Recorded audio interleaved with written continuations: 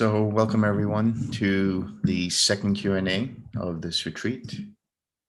As I said last time, you're welcome to ask any questions regarding the practice, anything you've read in the material, anything you have questions about regarding the suttas or whatever it might be.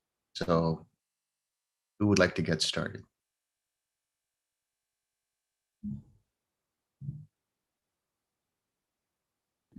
Hi, Delson. Alexander here. I've got a question. Yes. And I'm wanting to put things in chat, so I'll put it in the chat as well. It's a simple one-liner. It's a line I've read or I've heard often, and it's views of the self. Regard form as self. Regard self as having form. I'm sure you're used to these. Regard form as self. Yeah, that's an easy one because that's nihilist. Regarding self as having form is eternalism. But the last two sound exactly the same as the seconds. So can you please clarify what is meant? Because I get confused because it sounds like it's all the same thing. Yeah. Okay. So yeah, regarding form as self, just so we're clear with everybody, regarding form as self would mean that the form is the same as the self, which means, like you said, nihilism or annihilationism, which is to say that once the form is gone, so is the self. Self as having form would mean that there is a self that possesses form. That is the eternalist view, as you said. So that is to say that there is a self that is eternal and it possesses form. But the form in self or self in form, it's more about seeing the form as being an extension of self. So self as having form is possessing a form, a self that possesses form. But the form in self means that there is this self which is apart from everything else, and it's contained.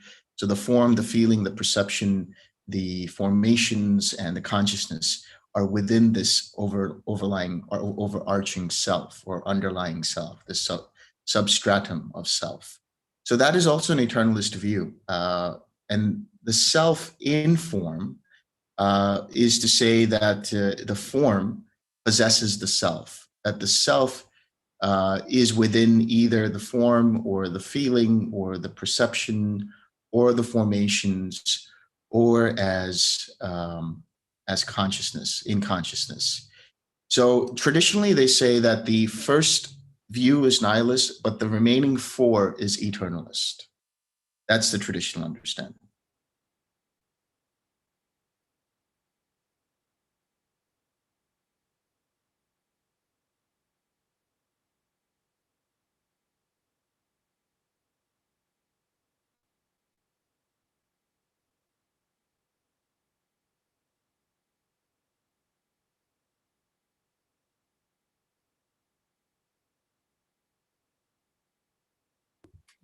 Okay, I'll jump in. So kind of a easy one. Like, let's say that you're spending your time in the arupa jhanas, and your daily practice is there, and you decide you want to go back to the first jhana for a sitting or a day or whatever. I'm kind of curious about the mechanics that are used in the TWIM teaching, like the oh gosh, like the spiritual friend, and the feeling coming from your heart. You know, if you've been spending all this time with everything in mind, and then you decide to go back to the first jhana, I'm assuming you don't just bring up a spiritual friend again and go back to your heart for the metta feeling. Or do you? I guess I'm kind of curious how much of that holds over after you've been practicing for a long time, if you want to just jump back to the first jhana for some fun. Yeah, if you jump back to the first jhana, you have metta in mind as your object. In this case, you would have a spiritual friend that you would send it out to, let's say. But I think I would say that the object doesn't really matter. It's more about understanding the factors of the first jhana. So when you go into determinations and going into looking at how to get into the first jhana for a whole day or the second jhana and so on, you're actually spending more time with the factors of the jhana. So your focus, so to speak, will be around the joy, around the intention, around the happiness, and so on. So the object at that point in time would actually be the actual factors of the jhana. So in this case, the underlying factor here is joy, along with the intention of sending out metta to your spiritual friend. Interesting. Thanks. I was just kind of curious.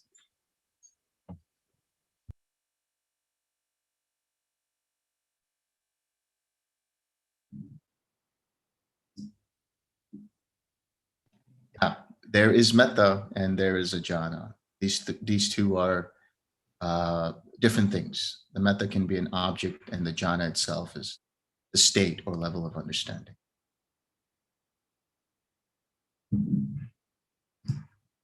So I have a continuing question regarding that.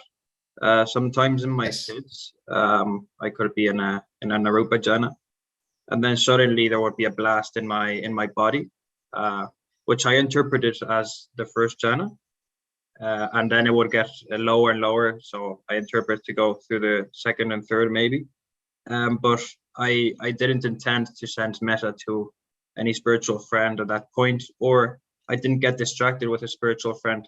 Would that still count as maybe a first jhana if there's that, that impulse of joy coming up and keeping on as a stream, or would it not be a first jhana because there was no spiritual friend in that case?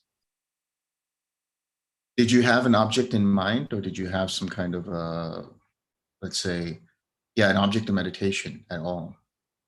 I wouldn't say so. No specific object as such, just the radiation. So it sounds like you probably experienced piti as itself, as an enlightenment factor, because you need to have all the factors there, which is including that collectedness around some kind of an object for the first jhana. Thank you.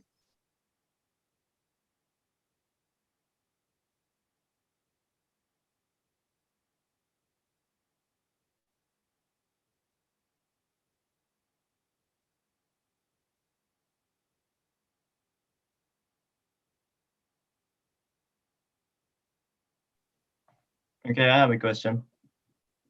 Yes. Is it possible to live a sort of normal life when you have attained Nibbana? Can you have friends and family and go to work and do all the normal kinds of stuff?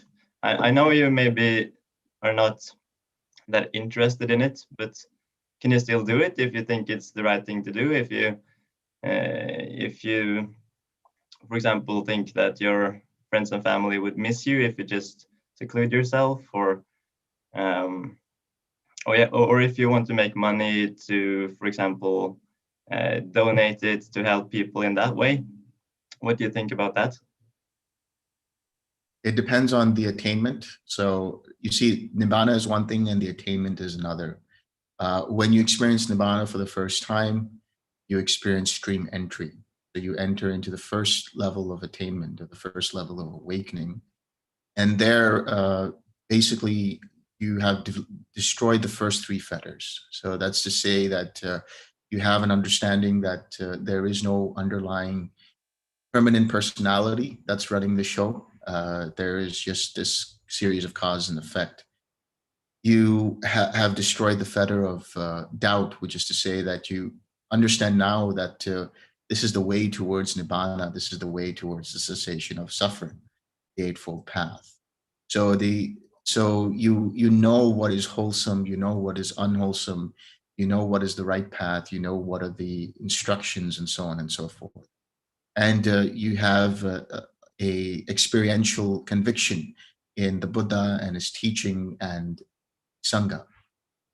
Then the third part of that, the third fetter, would be the attachment to rites and rituals, where you understand that there is an importance given to morality, but that is just one stepping stone towards insight and Nibbana.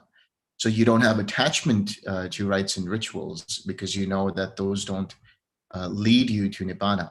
So you destroyed that. So there will still be some craving. There will still be some aversion for the Sotapanna, which is the person who is a streamer, one who has attained Nibbana for the first and second time. And the personality definitely changes because you see things in a different light. You understand that things aren't personal, and you don't hold on to things as much as you did before. But there's still sensual craving. There's still aversion. So you might still have, inklings of sensual craving where you experience attachment to certain foods, attachment to certain smells, or aversion to certain smells, and so on and so forth. You still maintain the same relationships you did before with your family and friends, and so on and so forth. When you become a Sakadagami, that's basically where you have weakened the fetter of sensual craving and the fetter of aversion to such an extent that when it does arise, or as soon as it arises, the mind is sharp enough to be able to recognize it and let it go. So there is still some iota of sensual craving and some iota of aversion. Now with the Sakadagami, it's the same thing. They can continue having a job, they can continue having money and making money and so on and so forth, just like the Sotapanna. Likewise with the anagami, even when the anagami has destroyed the fetter of sensual craving and the fetter of aversion, they can still maintain a household life. They can still maintain, in fact, you will see in the suttas where there are very, very prominent, let's say, wealthy and prominent people within the suttas who have attained the state of the anagami, which is that they have destroyed sensual craving, they have destroyed aversion, but they continue to maintain their household. They continue to maintain their same existing relationships and so on and so forth. The exception is with the arahant. The arahant is someone who has destroyed all 10 fetters. They've destroyed restlessness, they've destroyed the craving for any kind of jhanic realm or form realm and craving for formless realms. They've destroyed conceit and they've destroyed ignorance.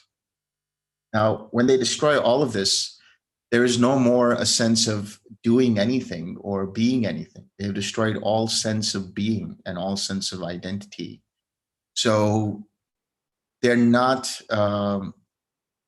motivated by any kind of craving, whether it's sensual craving or craving for existence or whatever it might be. So it's difficult for them to stay in a normal household life. They don't have any interest in really making money and things like that. They will still maintain relationships with their family and their friends. There's nothing that I would say that bars them from not continuing to maintain those relationships. You see in the suttas where arahats go, for example, Sariputta had a close relationship with his mother. He would go and visit her, and along with the other monks. And when she was sick, he would go visit her, and so on and so forth. So it's not like you cut all ties to your family or cut all ties to your friends and things like that. But you don't have the same kind of understanding as you had done before when you become an arahant. You see everything as a series of impersonal causes and conditions. So you understand the karmic nature of why your parents are your parents. You understand the karmic nature of why you have certain friends, and so on and so forth. So you don't take anything seriously in that sense. You don't take anything personally in that sense. You see everything as being a part of this continuous arising and passing away of different causes, conditions, and circumstances. So for the arahant, they will lead a very sort of secluded life. They will just lead a life that is secluded in meditation. They're capable of doing a lot of different things because their mind is free and rid of all kinds of barriers. So in terms of their mind and mindset, it's possible for them to do a lot of things. They would make great managers. They would make great leaders and all kinds of things because they don't have any ill intentions. They don't have any personal motivations. Whatever is the task and it's done, and so on. So you could say their brain is wired differently after having let go of every personal motivation and intention that is born from conceit and from ignorance. Because of that, they are able to see reality as it is. So in fact, their minds are much sharper in that sense, and they're more capable of doing a lot other things. But it's because of the fact that they've destroyed all craving. They don't have a craving to do anything that is, deemed, let's say, making money, as I said, or running a business or whatever it might be, even though they might be capable of it. They would be better suited to just continue meditating and helping people through their generosity of wisdom and compassion.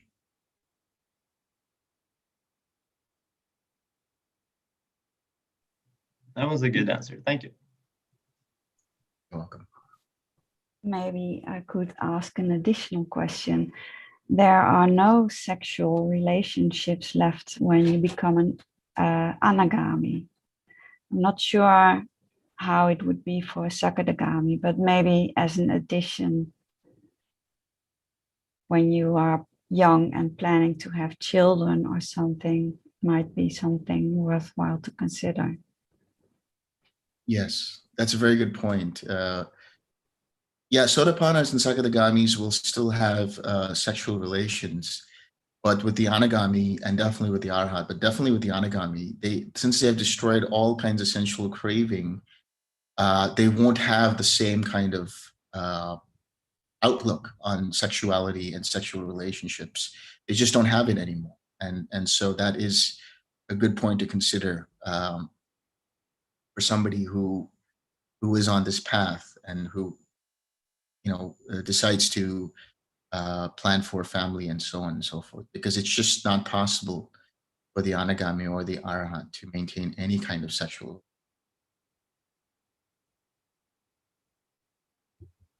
I actually want to follow up with that too. I'd been thinking about a question. So you said, and it's been said many times before, that after attaining Nibbana, you see reality as it truly is. And that seems to be kind of where it gets left. And so I want to kind of get a better understanding of what that is. So I've kind of come up with a 1 to 10 scale to kind of like, maybe you can tell me about where this fits. So at 1, we've got, oh, neat. Cause and effect is really a thing. I should be nice to people. Right. So that's 1. And then 10 is like the movie The Matrix, where like the walls turn to green code and there's no spoon and I can move bullets with my mind. Like, with those two in mind, like, where does the attainment of Nibbana actually fit, if you could guess, per se? Both are conditioned, right? Both are still, that's the thing about Nibbana. That's the thing about the unconditioned. Just because you could move bullets with your mind and things like that doesn't mean it's an experience of Nibbana, for example.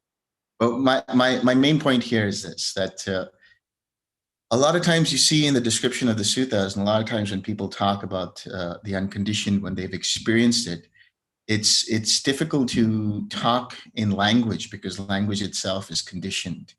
And there's different concepts that come with language. So if I say something in a certain way, we have, let's say, 6 or 7 different people.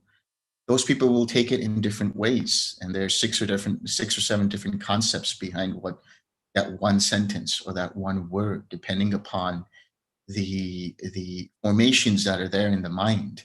And those formations create then this sort of this smoke screen of projections and associations. And so Nibbana is the clearing away of all that, clearing away of the smoke screen, clearing away of the associations, clearing away of all of the mental proliferation.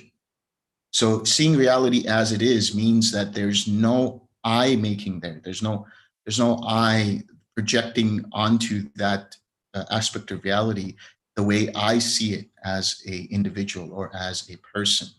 There's none of that, none of those conditions that come up because of past associations and past circumstances. So that's one way to understand Nibbana.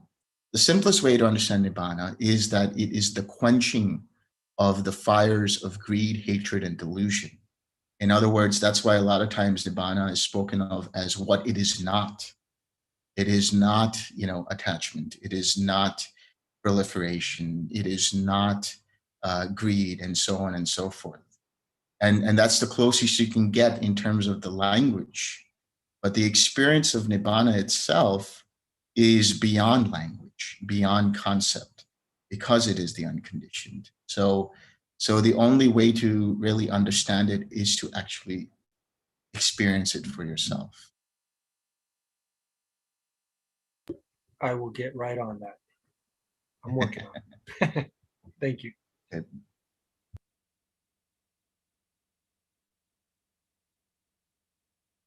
I have a question which I don't really know how to formulate very well.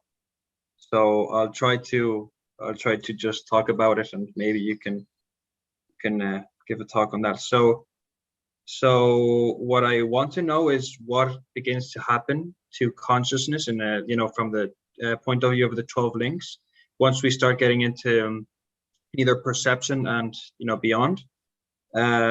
Just to give a context, so when we're in infinite consciousness, what happens to me, for example, with your consciousness, is that it becomes slower and slower, and the sound just goes up and disappears. There's a gap, comes back.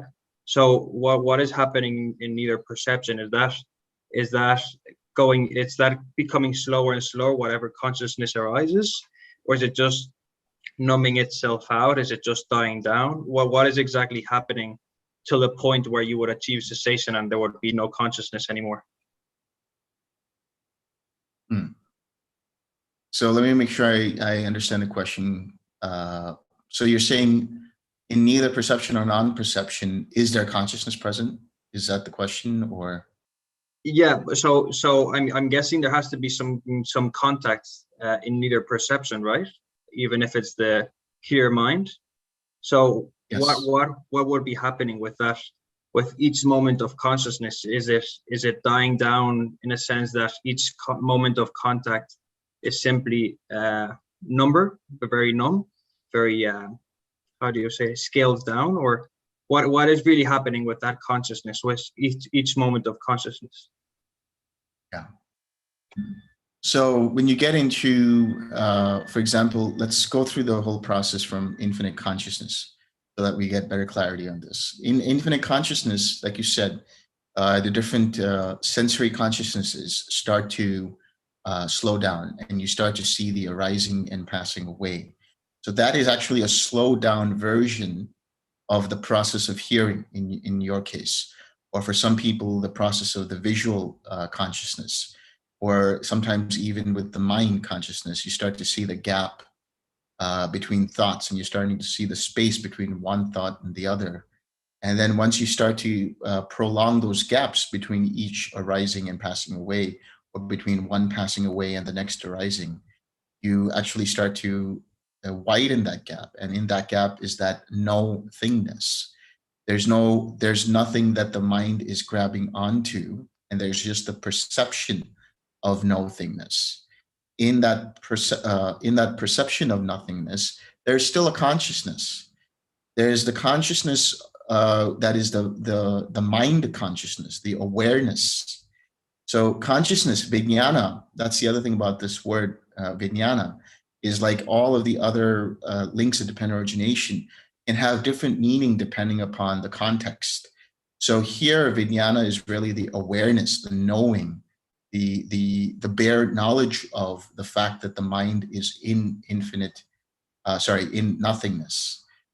Then, as you let go of the perception of nothingness, there are gaps in your awareness that happen sometimes. So you come into this lucid, deep sleep, this being awake and asleep at the same time.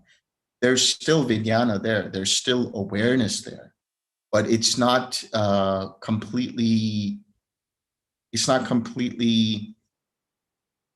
formed, if one can say that, because what's happening now is you're getting to the level of formations. And when you get to the level of formations, there's all kinds of disconnected imagery that comes up. And these are the formations that arise, give rise to a consciousness, give rise to the awareness of that consciousness in some way. but it's like a, and I'm a little hesitant to use this word because it might have a different meaning in everybody's mind, but the best I could describe it is it's like a semi-consciousness, a semi-consciousness. Like it's really starting to deteriorate. You know, it's starting to slow down even more to the point that it just switches off because there's no longer any input. There's no longer any kind of formation that activates a next level of awareness or the next process of awareness, rather. So there is consciousness in the form of some kind of awareness that's perceiving, that's able to discern, that's able to know what is going on, even if it's very hazy, even if there's not a lot of stuff that's going on that seems to make a lot of sense, but there is still some consciousness still present. Now, this is why it's mentioned that you have feeling, perception, and consciousness that are intertwined. You can't really separate these two or these three. You can start to kind of put emphasis of focus or attention on one of those three and start to just be more aware, let's say, of the feeling. But the consciousness will always be there so long as there is some feeling and perception. That's why the state of neither perception nor non-perception, because it's getting to the level where the perception itself, which is the actual knowing, the actual noting, or the naming capability of understanding what that is, the labeling capability of the mind starts to lessen, starts to soften, starts to become weaker until it no longer is there, and there is a cessation of that perception. Now, that perception, of course, is dependent on some kind of a feeling. That feeling that's there in neither perception and non-perception is the mental sensation of seeing these images, the mental sensation of recognizing something, of understanding something, of feeling something. And that something can't be completely articulated. It can't be completely cognized through perception. So, but the underlying base for all of this is that consciousness, that awareness, which is tied with that feeling and perception. So what's happening is as the feeling and as the perception starts to become slower, for lack of a better word, it starts to weaken, let's say, starts to become less and less prevalent as you get closer and closer towards the cessation, then even the awareness starts to die down. It's like a dial, right? The awareness becomes softer or lower in volume, let's say. And that's the vijnana. That's the consciousness that you're referring to. And eventually, when there is no more input at all, which is to say that the feeling completely subsides, so does the perception and so does the consciousness dependent upon that experience. Does that make sense? I mean, there's a lot of stuff there. Yes, it just makes sense. It's more than what I came for, so thank you. Okay, good. Delson, can I ask a question in relation to the one of the Buddha's own descriptions of his awakening was, I think it was MN number 3, where he says that he went into the 4th jhana and then saw his past lives and then saw how karma then directed lives in action, and then that was for all people. That's entirely different from the process outlined just now and the processes that I've read in TWIM. So how do those two fit together? Because I don't know that I've ever read where the Buddha's described that process. Clearly, to an extent, of course, he intimates it in the Anupada Sutta and a lot of other suttas. Right. But not explicitly in that way. He explicitly went a different way, talked about a different way. Yeah. So more often than not, you will see, and probably that's, I haven't read all the suttas, so I'm not aware if he's mentioned in any other way, but the way I've come across it is, as you just said, where the Buddha goes through each of the first 4 jhanas, then he inclines the mind towards his past lives. In being able to then see the past lives, what's happening is he's able to see how dependent origination arises and passes away, depending upon those lives and the choices and so on. He then extends it to the awareness of karma and rebirth for all beings in terms of all the different realms and the arising and passing away of beings in those realms. And then finally, he inclines the mind towards understanding the Four Noble Truths, understanding and experiencing the Four Noble Truths, which then destroys the asavas, the taints. So the description that I'm giving is basically going from the first jhana all the way to the 8th jhana, and then experiencing the cessation of perception and feeling, which is another route to take. You see, if you go to, what was the sutta that we talked about? Well, there was a sutta in Digha Nikaya 33, and it's in other suttas as well, but it talks about like the 7 different kinds of persons. And that is to say, you have one who is liberated both ways, which is one who goes through the first 4 jhanas, then goes through the 4 ayatanas, and then experiences cessation of perception and feeling, destroys the taints, and experiences arahantship, like Sariputta, for example, in Majjhima Nikaya 111. Then there's a second category of beings who attain arahantship only through the first 4 jhanas. Then there are beings who are body witnesses, meaning their mentality has touched each of the jhanas and even cessation of perception and feeling, but they haven't yet experienced the destruction of the taints, which means they haven't experienced arahantship yet. So there are actually different ways that the Buddha talks about that beings can attain arahantship. It can be through the process of looking at threefold knowledge and then experiencing it that way. It could be through the process of going through each of the jhanas and the ayatanas and then experiencing cessation of perception and feeling, and then thereby experiencing the destruction of taints. But I would say the central core of all of that is really getting a deep understanding of dependent origination. So once you get a deep understanding of dependent origination, then you're able to understand the impermanent nature of the 5 aggregates, the suffering aspect of the 5 aggregates, and therefore the impersonal aspect of the 5 aggregates. And you thereby destroy the clinging that is dependent upon those 5 aggregates.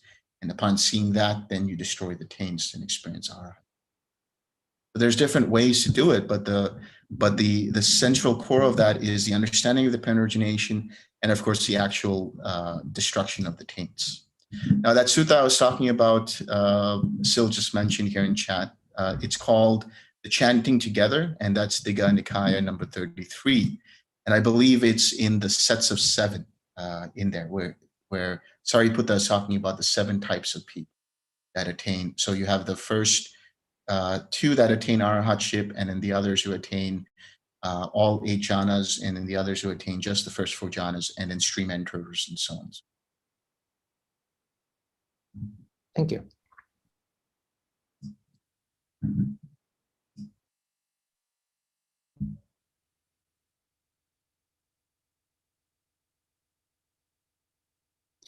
Hi, Delson. I have a question continuing to the earlier question regarding how one live their daily life as they deepen their practice. Is this, from my understanding, I think that because almost like all things in our worldly or even daily lives is kind of degenerate, take the energy out of the mind, even from the smallest things. So that's why as we deepen the practice, the jhana is like a food replacement that energizes the mind. Is this the right way to think about it? I mean, you know, you have beings in. I mean, it's mentioned that there are beings who subsist on the joy, the devas who subsist on joy. So joy can be a energizing factor and a nutriment for them. To say that it happens in the human realm too, it's a possibility that you experience less hunger, for example, because you're more satisfied and content with the experience of the jhanic factors. Okay. And also one thing is, as you put attention, for example, on the Brahma Vihara, It's also in a way don't take the energy out of you versus the worldly things, because it's keep, I think that it's keep take the attention out of you in a way.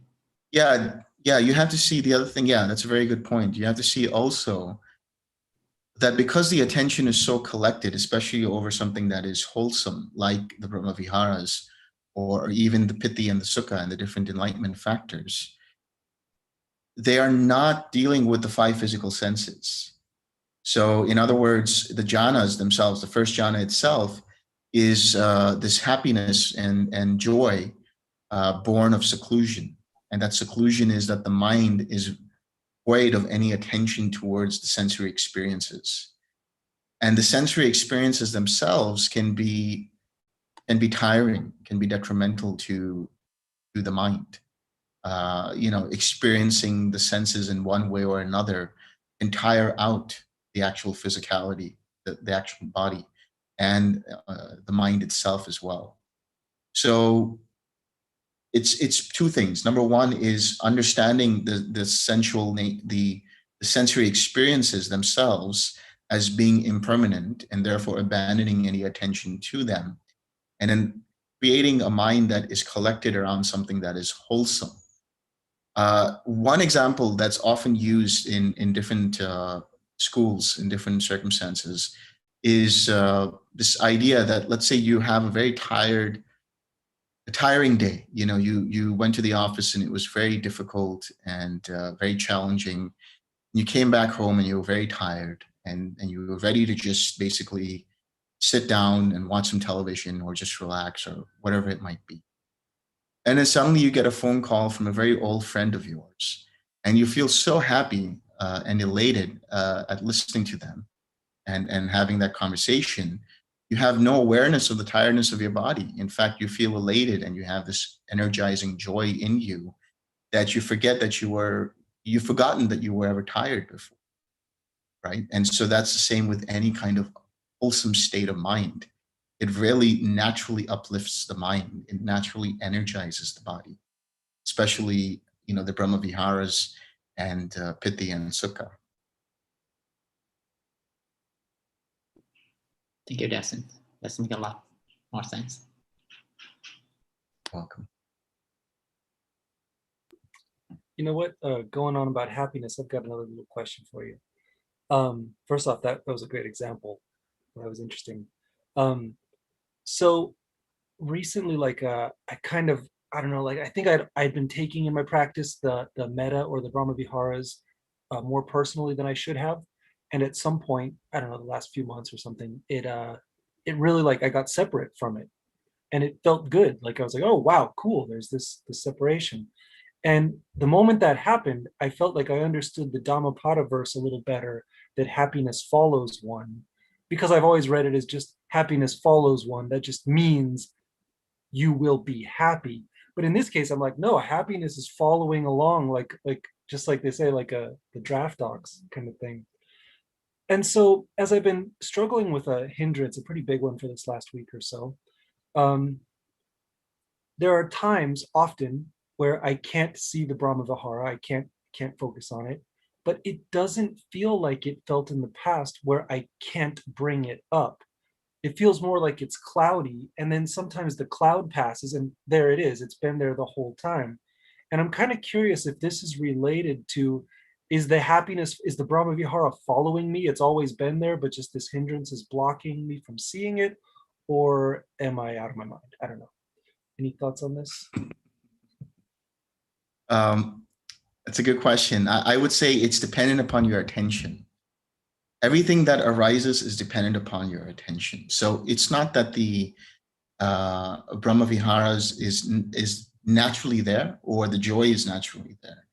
It's just that there are certain causes and conditions that bring it up. So if your attention is orienting or inclining towards one of the Brahma Viharas, your attention continues to feed it. And so because of the non-attention to, say, the hindrance, or the non-attention to this clouded sense of what's going on, it goes away, because the attention is what gives the energy to it. So it might seem like the Brahma Vihara is always there, but in reality, the truth is it's only arising because of the causes and conditions, beginning with your attention towards it. And so your mindset might be such that it naturally inclines towards the Brahma Viharas through continuous practice, through persistent effort. You start to reformat, or you start to replace the formations of the unwholesome, so that your mindset doesn't automatically incline towards that negative situation in a way that causes more unwholesome states, or any situation which will create an unwholesome state. Instead, because you continually persist in that effort to cultivate the Brahma Viharas, you see that your mindset is starting to incline towards that. The formations that give rise to that new consciousness is already inclining towards the Brahma Vihara, or inclining towards having attention towards the Brahma Vihara.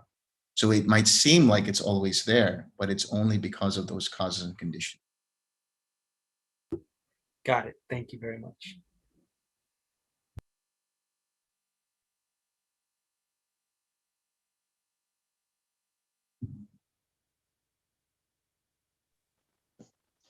Sir, I have a question. Yes. Sometimes when we are meditating, sometimes we fall asleep. And sometimes in a higher jhana also, while we are meditating, sometimes we, for 1 minute or for 30 seconds, we sleep. Sometimes it is a sleep, exactly we don't know. So how can we differentiate between the sleep as well as the total cessation of perception, feeling, and like that Nibbana? So what is the difference between these two? So that's what my doubt is. Okay. So the way to understand it is the effect of that process. So if the mind falls asleep, when you come back out, the mind will feel hazy. It might feel dense. It might feel foggy, groggy. It might feel tired. There's not a lot of clarity in the mind. Whereas when you experience something like a cessation event, the mind is very bright and uplifted and just clear. There's no resistance in the mind. So with sleep, you will experience sloth and torpor as an effect. You'll experience the experience of feeling tired, or the experience of the mind unable to fully collect itself around an object. With cessation, after you come out of cessation, the mind is naturally just very elated, very bright, very clear. There's no resistance going on. Thank you, sir. Thank you. You're welcome.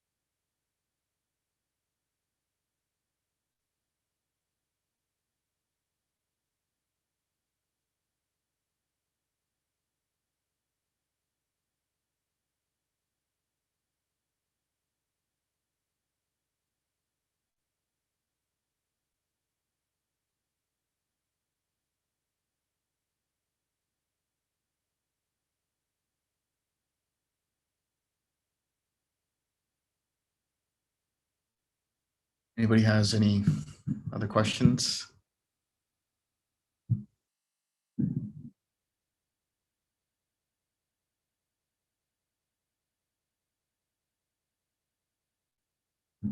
Okay, let's share some merit.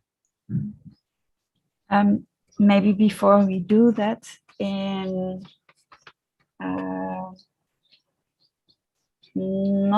not 4 hours, a little bit less, Delson will give his weekly Dhamma talk. And of course, you are all invited to join. If you don't have the Zoom link for that, I can email it to you.